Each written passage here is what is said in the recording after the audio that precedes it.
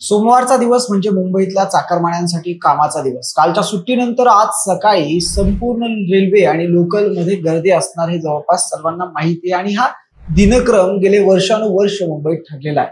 परंतु आज सकाळी 9:30च्या सुमारास एक अपघात जो आहे तो मुंबईच्या मुंब्रा ते दिवा रेल्वे स्थानकादरम्यान लोकल ट्रेनच्या संदर्भात घडलेला आहे आणि या अपघातात 6 जणांचा मृत्यू झाला। कामाला निघालेल्या 6 जणांचा मृत्यू या ठिकाणी झालेला आहे आणि ते घरातून निघालेले व्यक्ती आता पुन्हा कधीच घरी जाऊ शकणार नाही। नेमकं असं काय घडलं की ज्यामुळे ट्रॅकवर रेल्वे मधले 8 प्रवासी जे आहेत ते पडले आणि त्यापैकी 6 जणांचा जीव गेला। या अपघाताला नक्की जबाबदार कोण आहे पाहूया त्या व्हिडिओच्या माध्यमातून। नमस्कार, मी आहे अनिकेत, तुम्ही पाहताय महाराष्ट्र भूमी।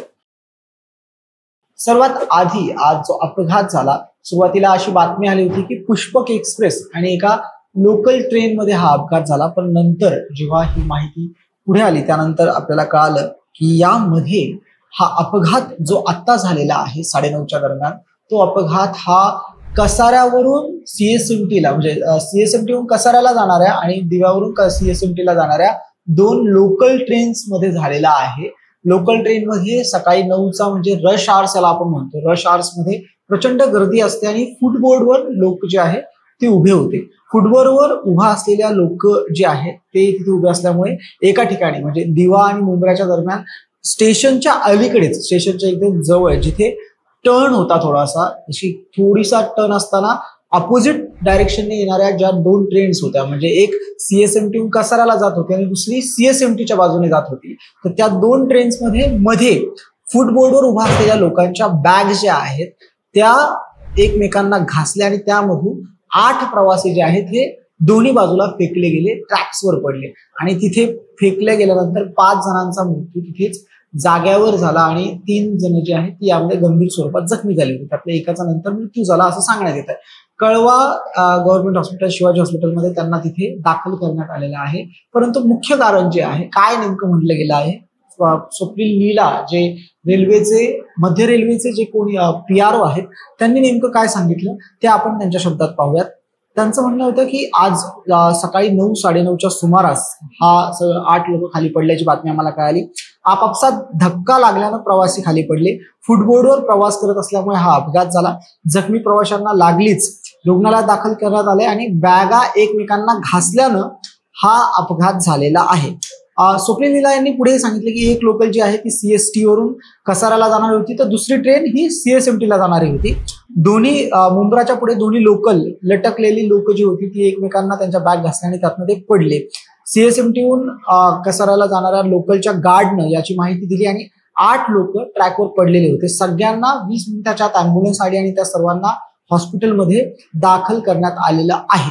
आता स्वयंचलित दरवाजे जे आहेत ते लोकलमध्ये इथून पुढे बसवण्यात येणार आहेत, ज्या नवीन लोकल्स त्यामध्ये असतील, जेणेकरून ही दुर्घटना पुन्हा होऊ नये। यासोबतच जे आयसीएफ द्वारे ज्या लोकल आहेत त्यांना रेटोफिट माध्यमातून दरवाजे देखील लावण्यात येणार आहे। सकाळी 9:30 वाजता ही घटना घडल्यानंतर 9:50 पर्यंत रुग्णवाहिका तिथे पोहोचली होती।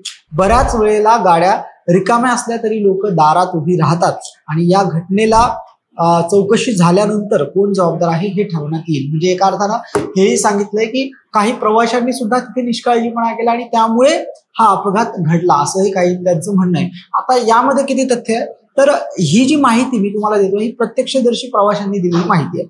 काहींचं म्हणणं होतं की दोन्ही ट्रेनच्या बाहेर लोक लटकलेले होते आणि बॅग एकमेकाला धडकल्यामुळे तिथे अपघात झाला। पण मंडळी, आता सीएसटीला जाणारी जी ट्रेन आहे तिथे गर्दी असणं, सकाळी रश आवर्सला गर्दी असणं साहजिक आहे, तिथे प्रचंड गर्दी असते।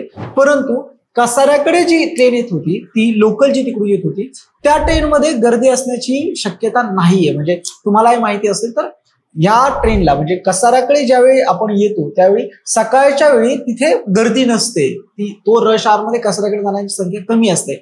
मग गर्दी नसतानाही कोण असे प्रवासी होते किंवा नेमकं असं काय झालं की ते प्रवासी सुद्धा बाहेर लटकलेले होते। अनेकदा असं म्हणतात की धक्का लागतो, मध्ये काही धक्काबुक्की होते आणि त्यामुळे अपघात घडतो।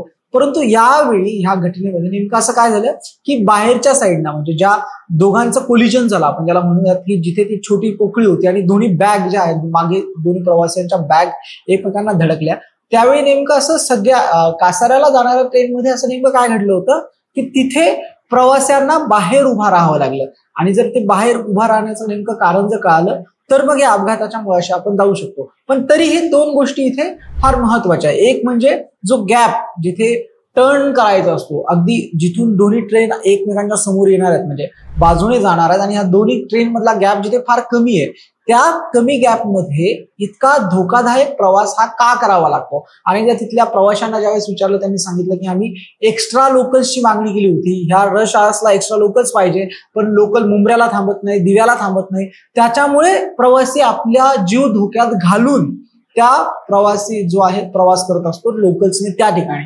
जर तिथे लोकलची संख्या वाढवली तर तिथे जी रश आवर्समध्ये होणारी गर्दी आहे ती कमी होऊ शकते, अन्यथा ती गर्दी जी आहे ती वाढतच जाईल आणि असे अपघात वारंवार घडत जातील. तिथले अनेक प्रत्यक्षदर्शींनी सांगितलं की हे असे अपघात आज पहिल्यांदा 5-6 जणांचा जीव गेला त्यानंतर ही मोठी बातमी झाली आहे, परंतु त्या स्थानकावर स्पेशली त्या भागामध्ये हा प्रकार काही नवीन नाहीये. तिथे महिन्यात असे 2-3 वेळा अपघात होत असतात, काही वेळा जीवही जातात.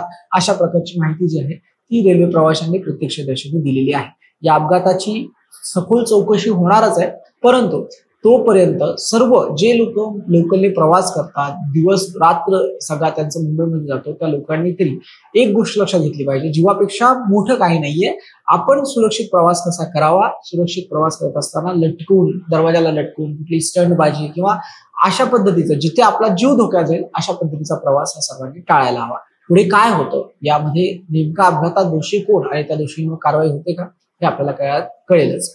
धन्यवाद.